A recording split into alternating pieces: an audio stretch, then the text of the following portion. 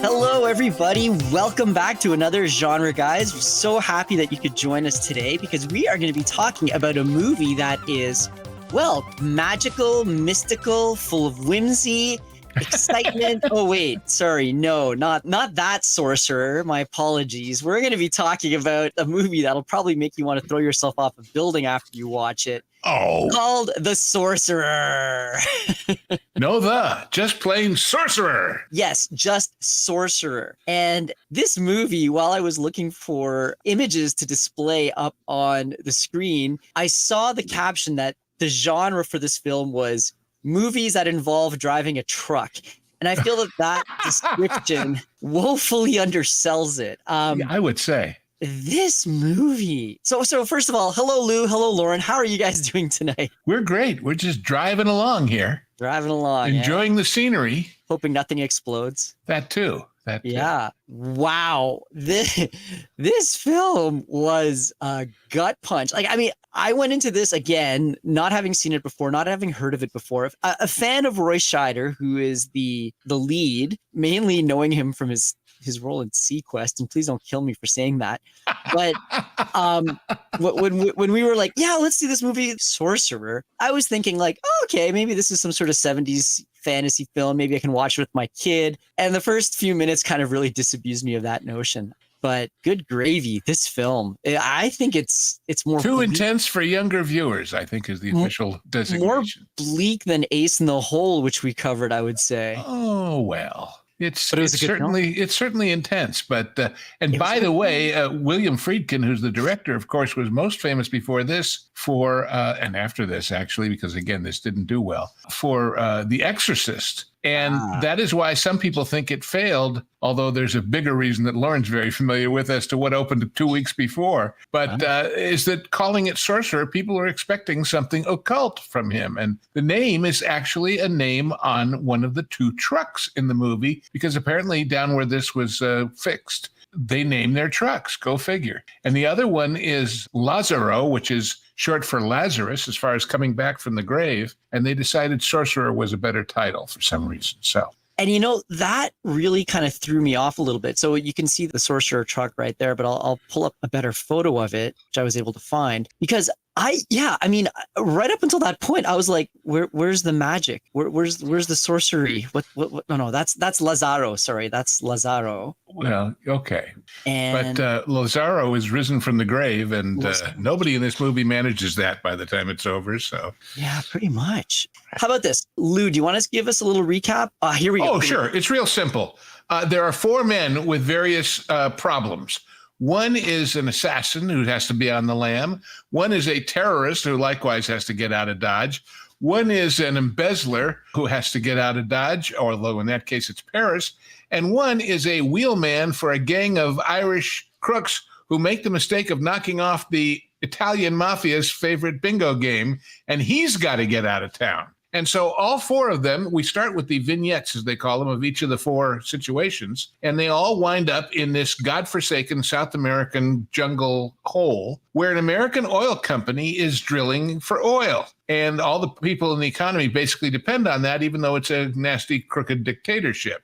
And terrorists who are anti-American and anti-oil company and anti-the dictator blow up one of the oil wells, lighting it on fire, and the only way to put the fire out is to use explosives. The problem? The explosives are 218 miles away, and they've gone bad, which means that the nitroglycerin, which is subject to instantaneous combustion if it gets shocked around too much, is dripping out of the dynamite. And so they look for four guys stupid or willing enough for a big reward if they make it to drive these two trucks full of very, very shaky dynamite through the jungles and face various obstacles. Yes. How's that? That was perfect. And so you can see right here up on the screen, we've got three of the four guys. You have Roy Scheider right in the center with the hat on, and the other two, the guy from Paris to the left of him, and the guy from, the guy who had to escape Israel to the right.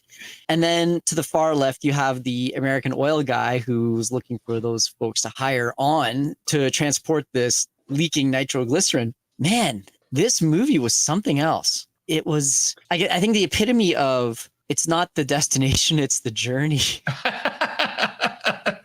Certainly, it was the journey of 10 months making the movie, which was as grueling. Roy Scheider said, compared to this, Jaws was a picnic. It was very difficult, and it took a physical toll. They had over, I think, 50 people in the crew come down with various tropical diseases, dysentery and other nasty things, lots of physical injuries. And of course, I guess you suffer for your art, but nobody expected it to be this tough. And you could see that in the movie, I think. Like, it was so raw and real, and it was dirty, and there was no CGI in this thing. There were no process shots. It's all happening on the screen, and it shows it to the benefit of the movie, I think. Like, I mean, I don't think I've ever seen a film that quite captures the state of, I suppose, South America back in the 70s, or at least not all of South America, but how do I put this? A developing nation within South America. How about that? I think what the movie does best is it puts you in a particular place and time. And every time that you're looking at the screen, it feels hot and sweaty and dirty and grimy, and you feel like you want to shower just watching. Yes. 100%. Like, I see people drinking water, and I'm yelling out, "Don't drink that water, for God's sakes!" I mean, the beer and booze maybe, but not water. No, thank you. Like, the humidity, like, you could feel the humidity coming at you from the TV screen. You could hear the flies too. That was something else that you got, was all of the wild sounds from jungle animals and insects and everything else. And on top of that, of course, the score is not a traditional score. This was the first time that the electronic musicians Tangerine Dream were called in to do a movie. And it's all very, mesmerizing and, sound effecty, but still it's melodic, but it's spooky stuff. And it adds to that atmosphere, I think. You know what? That was going to be one of my criticisms of it. I was not a huge fan of that score. Like, if I was watching Tron or something, yeah, for sure. But I felt that the score kind of dated it a little. I wasn't, I don't know. I think a more traditional instrumental playlist may have complemented this a bit more. That's just my gut reaction from having seen it for the first time. I don't know. I think what it does is it's alien, and it makes you feel like an outsider in that jungle to ratchet up the tension. And I think that's especially true near the end of the movie when there's a hallucinatory sequence. Oh, yeah. Yes.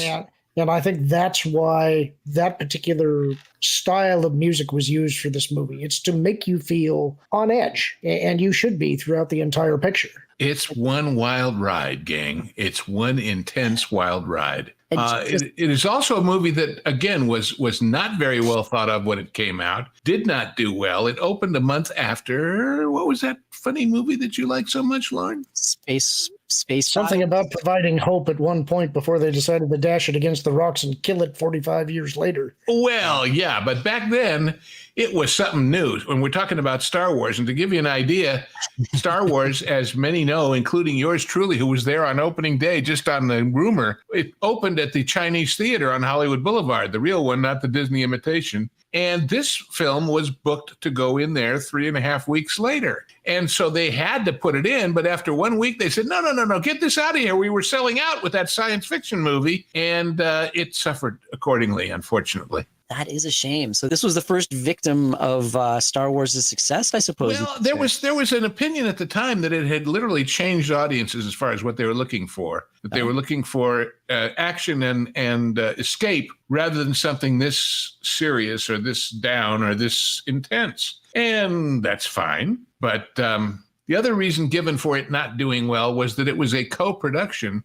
Paramount got into it on their own, and it started going crazy over budget, and they talked Universal into joining them in the risk. And it is alleged that Paramount thought Universal would do the PR, and Universal thought Paramount would do the PR, and basically nobody did, or not much. And so people didn't know about it, people weren't ready for it, and people were not anticipating it. So, just in case members, if you thought, or listeners rather, if you thought that we were pulling your leg about saying things like having you on edge or being tense, just take a look at the picture I pulled up on the screen here. That is probably one of the, well, I guess this is one of the main adventure. And the interesting thing is they built that bridge with all kinds of special pneumatic things so it would do all the tricks of tilting. And the problem was they built it over a river they were guaranteed would be flooding. And it took 2 months to build the bridge. And during that time, they had a drought and the water level went down so low they couldn't do it there anymore. So they dismantled the whole thing, moved it to a completely different river in a completely different country, rebuilt it, and then they still had problems and had to pipe in lots of water. So, the trials and tribulations of being a filmmaker. And again, that's a little bit of the behind the screen magic, because no lie, when you're watching this, you feel like you are there. There's this gritty, raw realness to the entire film that took me aback a bit, given, again, all the pervasiveness of CGI, of this sort of sanitary way of making films these days. They don't make them like they used to, do they? This is an intentionally unsanitary movie. Let's put it that way. Yeah. It's pretty rough, and it's taking you someplace you've never been and you don't really want to ever go in person. You know, the movies used to be travelogues. I mean, certainly there's scenes of this in Paris and in Jerusalem and in Mexico, in Veracruz and in Elizabeth, New Jersey, that garden spot. And the people that were originally going to be in it, Scheider was by no means the first choice. Steve McQueen, Marcello Mastroianni, Lino Ventura were all supposedly going to do it. McQueen loved the script and said it's the best script I've ever read, but he didn't want to leave the country or Ally McGraw behind because she was cheating on him with Bob Evans and, I don't know, various other people, and he was worried about that. And he asked Friedkin, couldn't you put a girl in it and have Ally do part of it? Then we could both go. And he said, there's no girl in this picture, sorry. And Marcello was offered the role of Nilo, the assassin. Yep. And he took the job. And then after McQueen backed out, Lino Ventura, who was also asked to be in it, backed out. And Marcello was interested, but he was involved in his custody battle with Catherine Deneuve for his daughter. And then they approached Robert Mitchum to play the main role. And Mitchum said, quote, "Why would I want to go to Ecuador for 2 or 3 months to fall out of a truck? I can do that outside my house." They talked about Warren Oates, but when the budget went up, they decided he wasn't a big enough name to carry the weight. And finally, Scheider. But Scheider and Friedkin had kind of a falling out because although, of course, Scheider was in French Connection, William Peter Blatty, the author of The Exorcist, insisted that he did not want Scheider in The Exorcist. And Scheider took it personally and didn't really want to work with Friedkin again, but then agreed to. And he was not a star really until Jaws. So this thing has gone around and around and around and around and around. And Lino Ventura backed out because he didn't want to take second billing to this one-picture wonder named Roy Scheider at that point. By the way, it's interesting to note that the guy who plays the assassin of Rabal, he was originally who Friedkin wanted as the drug lord in French Connection, but a casting director goofed and got Fernando Rey instead. Oh.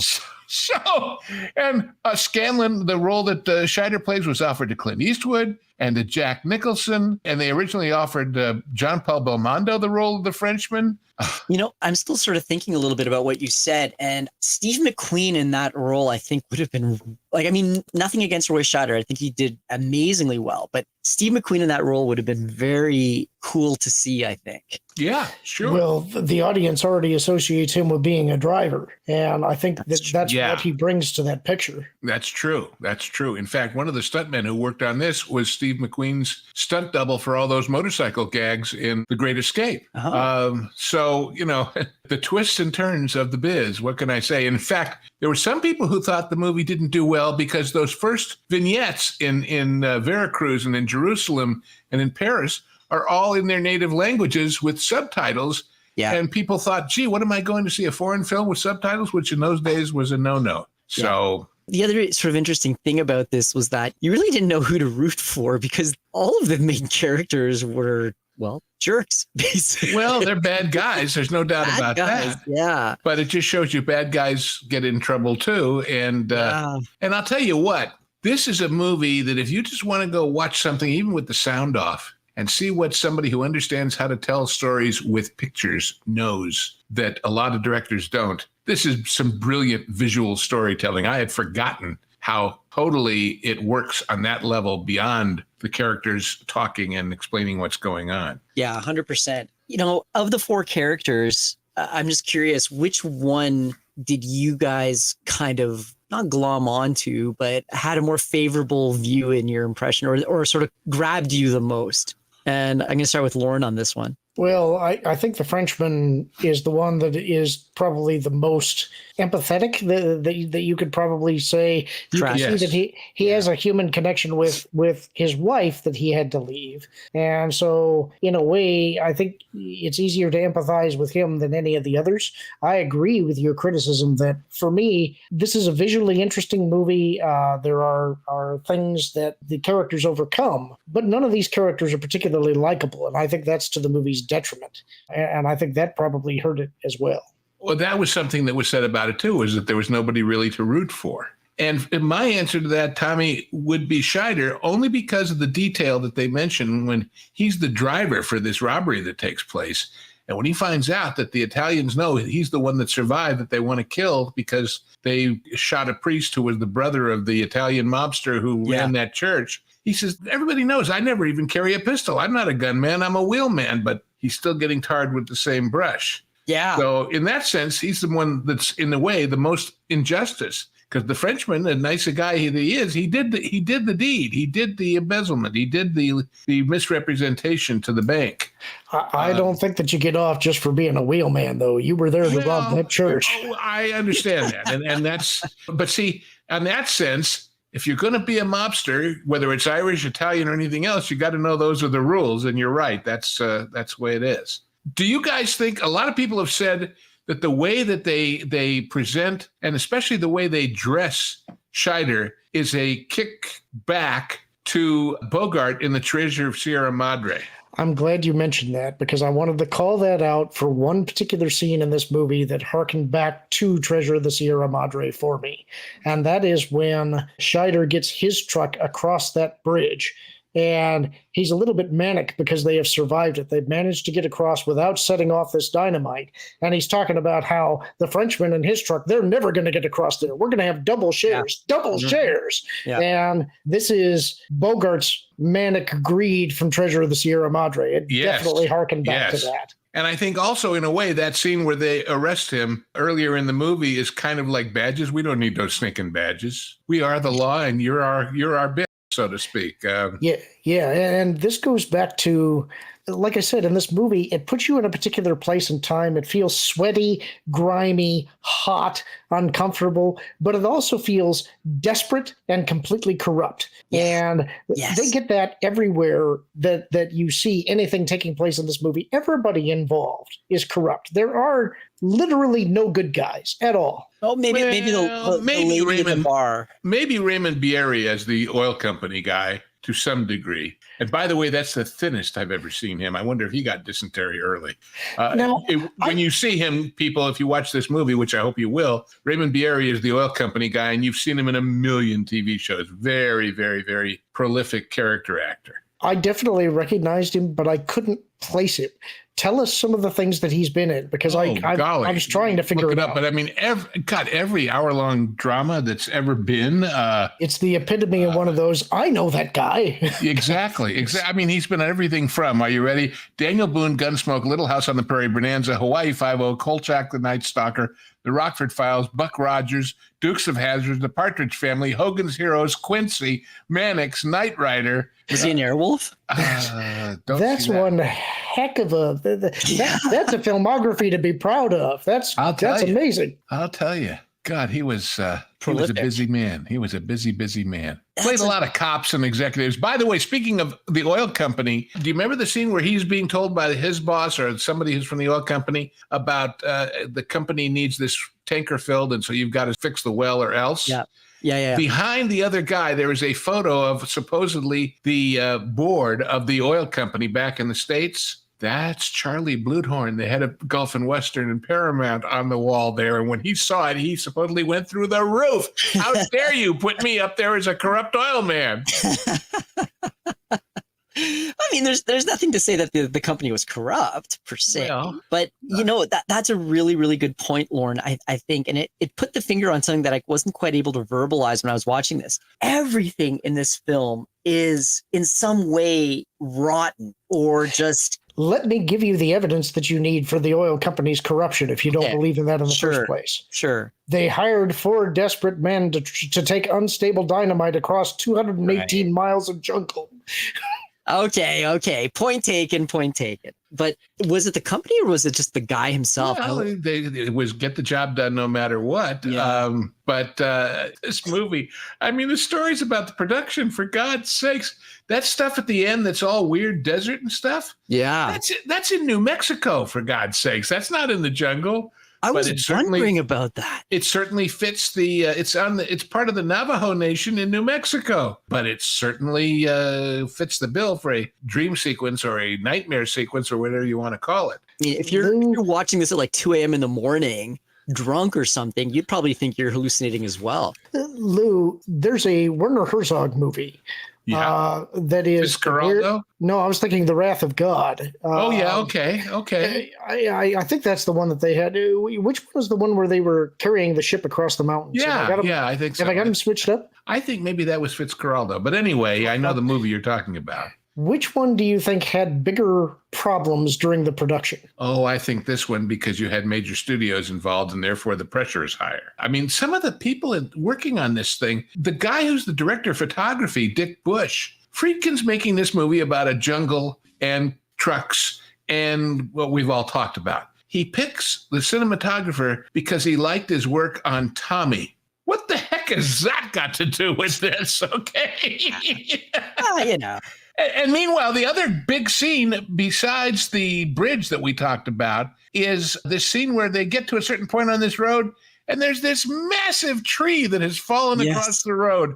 And they're just totally stymied and frustrated. And Roy Scheider kind of goes crazy thinking he's going to take a machete and somehow hack them a way around it. But the guy who was the evil Arab bomber in Israel says, I think I can blow it up. And gets some of the nitroglycerin and sets up a whole rig to blow this tree up. Well, when they did it with the special effects guy that was on the movie, it didn't blow up enough. So they brought in a real live arsonist from the States named Marvin the Torch, and he did it in one take. And I will admit, while watching that scene, I didn't think there was any way they were going to be able to blow up that tree because they didn't have it packed into the interior. I was thinking this is just going to blow up out under that stone that he used as a base for the rock to fall on and set it off. He kind of drilled it out, but I thought he would put more holes in it so that the explosive would get down into it more. I agree with you. I will say, when the explosion went off, that's one of the most impressive explosions that I've ever seen. Yeah. And it's like I suddenly believed, they took out that tree. Yeah. Yeah. You're like, okay, I can see why all the actors are running for their lives. Oh, wow. I'll say. But speaking of sort of running for their lives, going back to the vignettes at the beginning of the film, I have to say that they were quite well done. And it was almost like watching 4 mini movies in a way. Yes. And it turns out the one in Jerusalem, that explosion was actually set by the IDF. Oh, and those are real IDF guys, the Israeli Defense Force. They're playing themselves. And it turns out they were something like, I don't know, a block away from the mayor's house and broke all his windows with that explosion with the mayor of Jerusalem. In those vignettes, there is a real economy of storytelling. They're not very long, but they give you everything that you need to know about who these people are and why they're on the run. So much. They're so brilliant. And you get, like you said, that compassion for this French guy who's gotten himself into this terrible bind and who loves his wife. But I don't think it's a spoiler to say that he's hoping this partner of his will talk his rich father into giving them the money to pay off basically the regulators so they don't all get thrown in jail. When the guy tells him his father won't do it, and he says, well, go talk to him again. He's got to. And he turns away and the guy goes back to his car and blows his brains out. And the worst part about that is that partner is his brother-in-law. So he's responsible for his wife's brother's death. Right. And when he runs, he runs from a very fancy lunch that he's having with her and a friend of hers.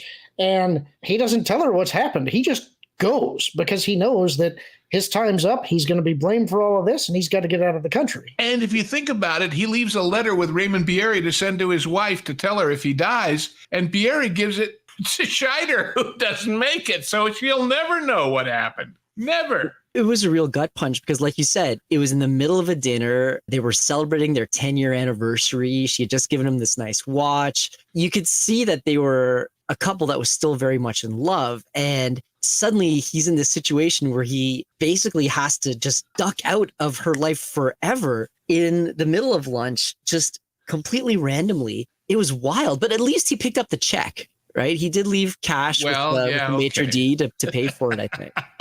So there was a great line. Apparently, Friedkin himself got malaria and lost 50 pounds during the making of the movie.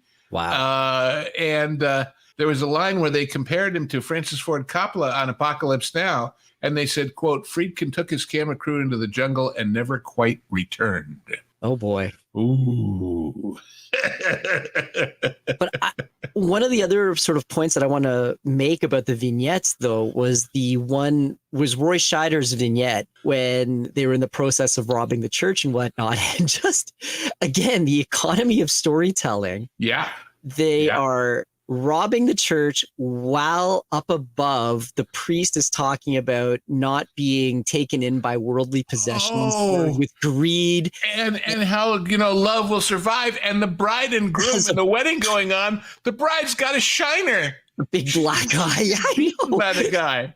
Oh, there's so many little things like that in this movie that just remember what I said about corruption everywhere? Yes. It was, I mean, that was brilliantly done. Again, I can't quite vocalize it, but that particular vignette just sucked you right in from the get-go. And the other thing about this movie that I found very interesting was, I suppose, the lack of foreshadowing. And what I mean by that is things happen when you least expect it, and they are life-changing events that just happen in the blink of an eye. Like with Roy Scheider, again, in his vignette, they're driving along, they were quote unquote safe. They had robbed them, they had gotten the cash, they had gotten away, and then this argument breaks out in the car. One guy pulls a gun on the other. Roy Scheider turns around as the driver says, "What are you guys doing?" Then blam, they hit this truck, go flying, and it's just, it's game over. And then he's like limping away and ends up It took days, apparently. I forget how many. I've got it here somewhere, to shoot that car crash. Really? They had to build a ramp 20 feet long to fly it and flip it and get it to hit the fire hydrant. And lots of very professional movie makers worked on this thing, but nothing really went as planned the first time, The sort of the penultimate example of that, I would say, is what happened with the Frenchman at the end of the movie. It took 12 takes and 10 days to get that car crash in that opening vignette. Wow. And folks, when we say vignette, these things are little 5-minute mini movies at the beginning of the movie. They aren't a big chunk of the film. They're important. They're well done, but the part with the fate of Sorcerer, the truck, and the Frenchman and the Arab terrorist, Qassem, I think his name was. Yeah. I had just quickly turned away from the TV for a moment, and then I turned back, and suddenly there's this giant explosion on screen, and I'm like, wait a minute, what? Well, and so I had to rewind, and they just went out in a snap. But the writers tell us that he was talking about his wife and what he was going to do with it. It's like as soon as he starts talking about that, they're goners. This is never going to be allowed. Paris at this time, blammo. But just the suddenness of their death was something that took me a bit off guard, especially since the movie was called Sorcerer, named after that truck. And so my expectation going in was that was the truck that was going to survive, right? Like there had to be some reason behind why you named it after that particular truck. And no, it goes up in a ball of flame. And there are many that say this is one of a group of films, including Heaven's Gate by Michael Cimino, One from the Heart by Coppola, and New York, New York by Scorsese, when all of these artistic auteurs met their comeuppance because Star Wars changed the audience. Pauline Kael said contributed to infantilizing the audience and obliterating irony, self-consciousness, and critical reflection. While I understand little the hard. impulse, I understand the impulse, but I think the real thing was during the 70s, during this time, so many movies were bleak and dark and very gritty. And I think what Star Wars did was allow the audience to laugh and have a good time. I would argue that that's a bit of what we're going through right now, although some of what we're suffering with is the whole woke thing. It's not necessarily dark and gritty per se, but it is dour and it's lecturing the audience, and the audience is tired of it. It's not enjoyable. Even the movies in the 70s that had some fun stuff in them were that way. And they cite movies like MASH, Deliverance, One Flew Over the Cuckoo's Nest, Dog Day Afternoon, and All the President's Men. But after that, nothing like that was made for a long, long time. It's a really valid comparison, I think, because when you do get a film that comes out which bucks the trend, I suppose, the woke trend, like Top Gun Maverick, it does gangbusters and people love it. And it's a real shame that it doesn't seem as though Hollywood quite picked up on that signal this time around about what the audience liked. Well, I think they're starting to. And part of what made me say that is I went and saw the Godzilla and Kong movie with my son last week. We saw it in 3D. Yeah. Right. I was very happy to see that it was just big, dumb fun. And Really? there are times, there's times when you want a movie that's deeper, that makes you think. And Well, like the previous Kong. Sure. Or But Godzilla, rather. But there are times when you just want to see a giant ape with a power glove punch the heck out of a giant lizard. Exactly. And not question it. And I think that's what we've gotten too far away from, is that movies are not entertaining anymore. And as big a hit as they were, I think that's where the Age of Ultron movies killed things, because they killed off half of the guys we like to cheer for God's sakes. Yeah. Well, that, and I think they also, now I'm going to argue against my own point and say that they went too far with the Marvel humor. Eventually, when it's nonstop one-liner witticisms, that gets tiresome as well. It becomes artificial and you lose any kind of grounding. And so, well, it's the difference between Dr. No and the later movies that got a little too self-consciously, with Jaws showing up in every movie, it became a joke. Yeah. And I think that's why Daniel Craig was so enormously successful, because it brought it back to the grit of the License to Kill. I have a feeling that what audiences are looking for now is something with a little more weight, but also it has to be fun. I think what we're lacking is fun. It has to be escapist. Like, you have to be able to escape everything that's going on right now. You don't want to be lectured about. and while you're escaping, you're hoping very much that it is not in the mosquito-infested jungle carrying a truck full of nitroglycerin. I mean, teach their own now. Come on. Well, let's put it this way. It's hard to have the good guys win when there's no good guys. None of these guys is good guy. They're all bad guys in one way or another. Yeah. But because we're stuck with them, we still want them to get through with those damn trucks. And we still are scared to death when they're going over that bridge. You know what? I was talking to my parents today because they swung by just to see me, and they were asking what the movie we were doing this week was. And I told them about it. And I kind of summarized the plot a little bit for them. And at the end of my summary, my dad asked, well, did they manage to put out the oil fire with the dynamite? And I said, I have no idea. They have their little victory because they managed to get the dynamite to the town, but they didn't actually show us if they put out the fire. So we don't even get that resolution. Yeah, that's true. That's true. Although I think it's implied that they did. The way Sure, but I mean, this is a movie that is so determined to be bleak that it won't even give you that. Well, yeah, fair enough. But I mean, you saw the hero worship with Roy Scheider right at the end of the film. Everyone was, I think, again, it's a safe bet to say that he did succeed in his mission. And that last shot in this movie, what a gut punch. Let me give you another way to look at that, though. Jeez. Okay. Because let's say, for the sake of argument, that they did manage to put out the fire. And now the oil company is the big hero because they put out the fire. Yeah. When all of the townspeople were ready to absolutely burn the entire place down because of the sabotage of the oil field and all of their workers getting roasted alive. So even then, there is a reversal between the attitudes of the people to this oil company that was responsible for the deaths of all of their villagers. Well, because they all have a job again. And, that brings up another thing. When they show them bringing back the charcoal bodies of the people who were killed in the explosion by the terrorists, they didn't have to be that detailed, but they were. Yeah. They had to really, really rub in the fact that this was a seriously nasty. In fact, it's interesting. I am told that when they went and moved part of this movie to Mexico, they had a problem with the village they were near when they rebuilt the bridge that I mentioned. Yeah. Because they knew that Friedkin directed The Exorcist, and being very, very strict Catholic folks, they were not happy about that. Oh, really? Yeah, isn't that interesting? But then they realized, well, it's going to bring us some jobs, and so they made their peace with it. And by the way, the screenwriter of this, guess what he wrote? The Wild Bunch. Oh. He wrote the script for The Wild Bunch, for God's sakes. Talk about and we didn't mention at all, and we should have, that this is all based on a thing called Wages of Fear, which was a French novel and then a movie. And by the way, I see where Netflix has remade The Wages of Fear badly. Everybody hates it, apparently. But anyway. Wages of Fear. Check this out. So this was the movie poster, and it does call it Wages of Fear. Yeah. Well, they tried to rename it because they thought people were turned off by Sorcerer, but it was too late. Yeah.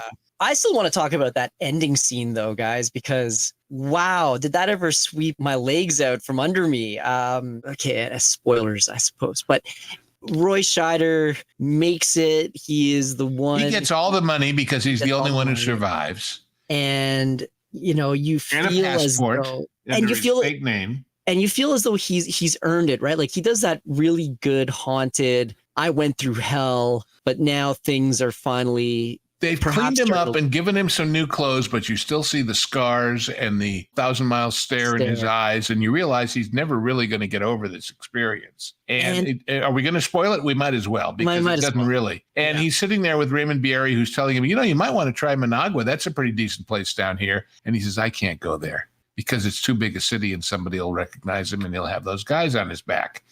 And he's in this bar. And he asks the tired, worn lady who's been scrubbing the floors to dance. And we go outside, and the car pulls up with the guys from New York. And they walk into the bar, and we hear a slight little pop of a gunshot. And that's the end of the movie.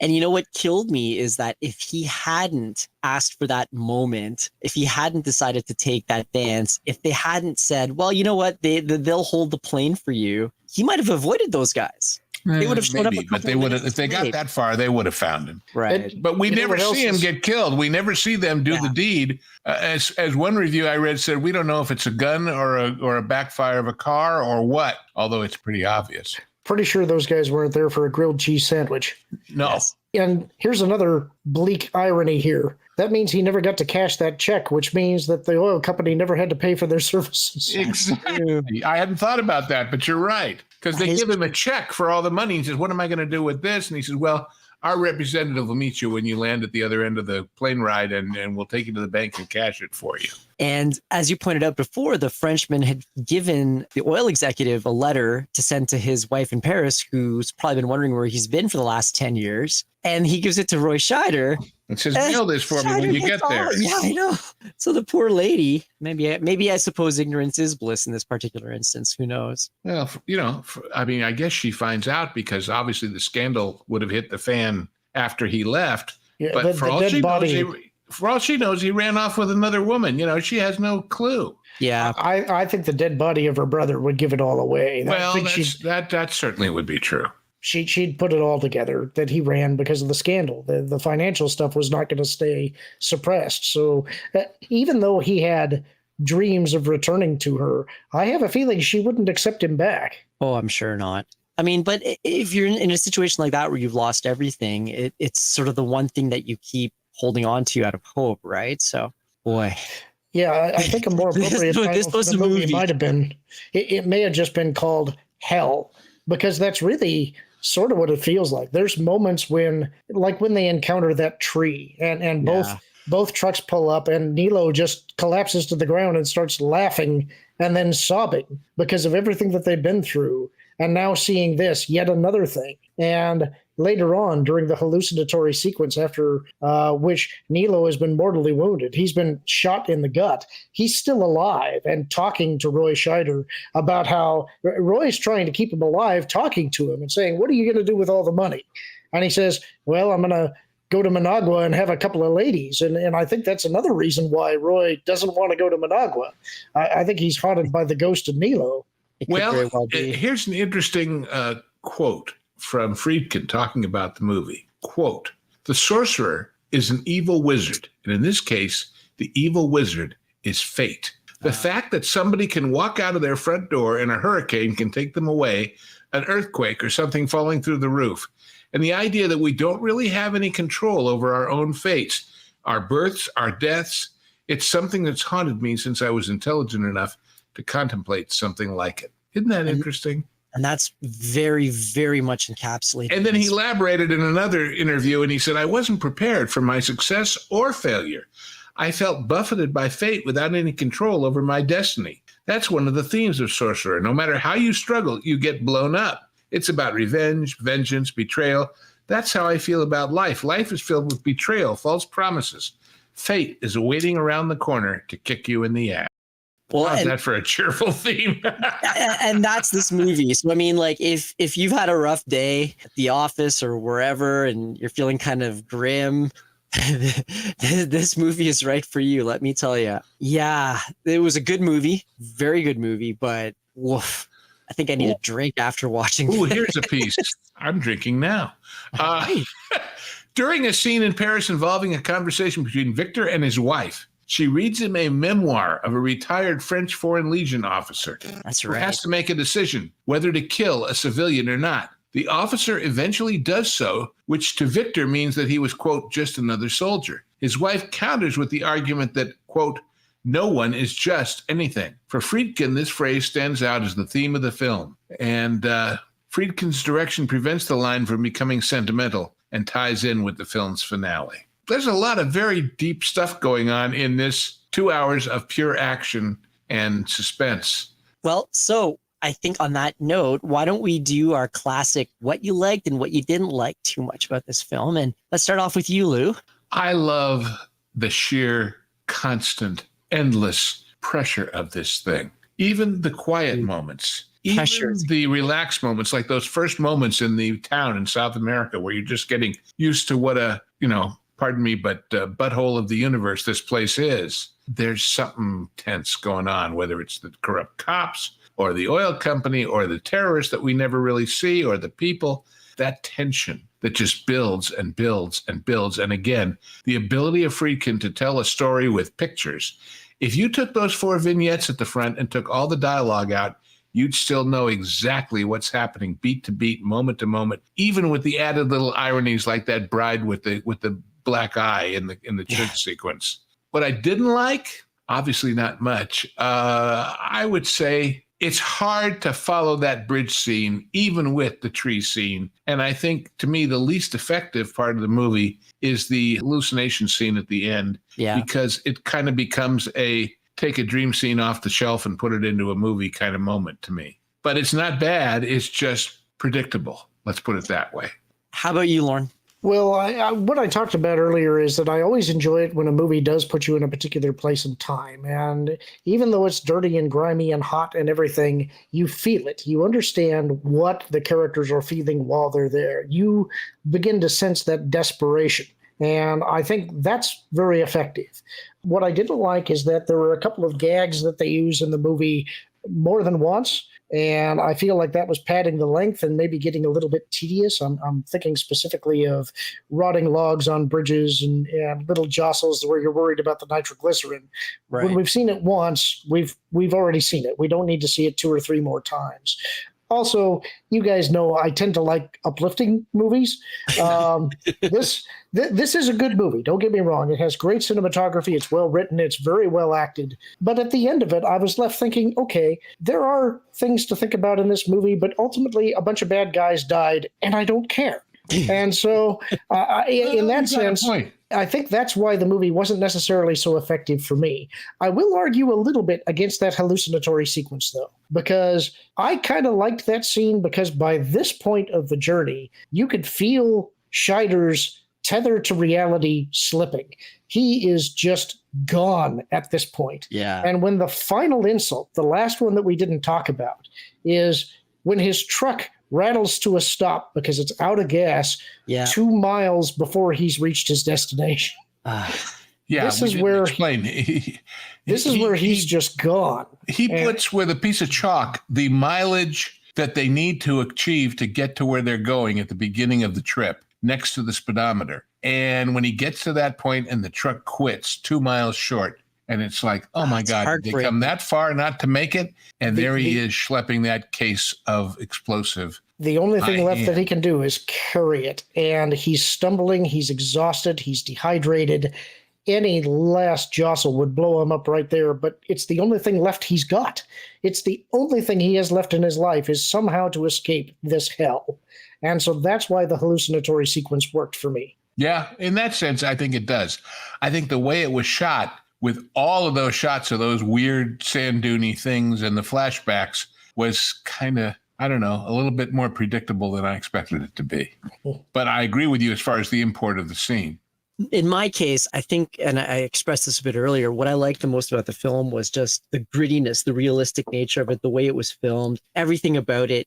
The scenes in Jerusalem, for example, when you see the soldiers running up the stairs, there's a guy there with a camera kind of like running backwards up those stairs, shaking. Like it was really effective in pulling you into each and every scene, and the tension and the drama that was occurring in the vignettes or in the particular moment. So that was something that I found really captivating. One thing I didn't like, apart from, I wasn't a really big fan of the music, but the other thing that I wasn't too keen on was that I felt that the transitions between scenes was a bit almost too sudden. Like there were these like hard cuts where something would be happening and then you'd suddenly cut to like the next day. Like, you're in the middle of this downpour and then suddenly it's sunny, and they felt a little too sudden. And I don't know if I'm explaining myself well enough here, but okay. I think that's part of, there's nothing in this movie, or very little, that's superfluous.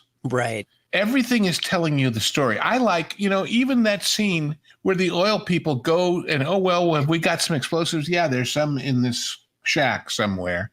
And they go there and they find out that they're no good. And the guy gets his hand covered in nitroglycerin and goes outside and kind of, he's going to flick his fingers to get this stuff off his hand. And it's going to go off like firecrackers. And he's explaining to them that when you have dynamite, you have to keep turning it so that this nitro doesn't drain out of it. That's not really the plot, but it sure fills in any questions you might have about how did they let this happen. They cover all the bases in this movie. Including why they can't use a helicopter. Right, exactly. Right after that, it's like they're flying a helicopter and you're saying, why don't they just fly it by helicopter this 200 miles and be done with it? Because the helicopter pilot says, hey, even if the helicopter was a really, really, really, really stable, which none of them are, a little bit of turbulence. I've never had a flight around here that didn't have some turbulence, and we're blown out of the sky. The other point I would make about the hard cuts is I think that's actually deliberate, because usually when you're doing that, you're going from a scene of torrential rainfall to scorching sun. And so you're getting the extremities of the environment there back to back. It's like when they're drenched in many of those scenes, it's overwhelming as much rain as they're covered in. Their clothes are completely transparent. And you're thinking, God, if it would just heat up and dry out, and then you're baking and humid. It's like fair enough. There's no good happy medium here. It's all and extremes. In that environment, all on the same day, for God's sakes. It's not, what's the weather next week? It's what's the weather in 20 minutes. Those are very good points. And it might be worth doing a rewatch on this if I ever feel really, really depressed one day. It should be cheering, Tommy, because you're not them. Right. Yeah. At least you're not them. That's true enough. Glass half full. My life may be awful, but at least I'm not driving this truck full of dynamite through the jungle, Yeah, that is a very good point. Yes, very true. Speaking of things that are better or worse than our own relationships that we might still want to watch. Uh-oh. Next time, Fun and Games with Liz and Dick. We're going to show you a movie that is based on a hugely successful play that was a much bigger movie than I ever knew it was, and that was a symbol of a whole era in New York style and culture, and that happened to involve the two most famous people on the planet. How's that for all in one simple hour of genre, guys? So get ready. It's coming. Oh, and by the way, the title is a take on a Disney cartoon. So we got it all covered for you. Tune in next week, fellow friends. And it will be more uplifting, I think, hopefully. Fingers crossed. But on that note, thank you very much, Lou, Lorn, once again, for this wonderful conversation. Audience, it's nice to see you. It's nice to hear from you. Please leave us your comments, your thoughts, what you like about this movie, what you dislike. Have you seen it? Do you want to see it? I hope we haven't scared you off, because the movie is really, really good and is deserving of a watch. I forgot how good it was. I gotta tell you. Yeah. I knew it was good. I remembered it well, but until I watched it again, I forgot how damn great it is. It's grim, but it's worth the watch, I would say. Absolutely. So on that note, please give us your thoughts. Do not hesitate. We love to hear from you. We love to hear what you guys have to say. And as always, give us any recommendations you might have, what you'd like us to see, what you'd like us to discuss and to cover, and we'll slot it into the schedule. And on that note, gentlemen, I will bid you adieu. We hope you enjoyed that special presentation of The Genre Guys here on 23PO. Be sure to subscribe to this channel for more content like it. And if you want to enjoy every episode of The Genre Guys as soon as they are released, be sure to become a member at WW Pro's YouTube channel. What were your thoughts on this amazing film? Let us know in the comments below, and thank you so much for watching. T3PO. Please comment, like, and share this video, and don't forget to subscribe to That Park Place Podcasts Online, your source for exclusive content and highlights from WDW Pro, The Pro Show, and That Park Place, for all the news that should be fun.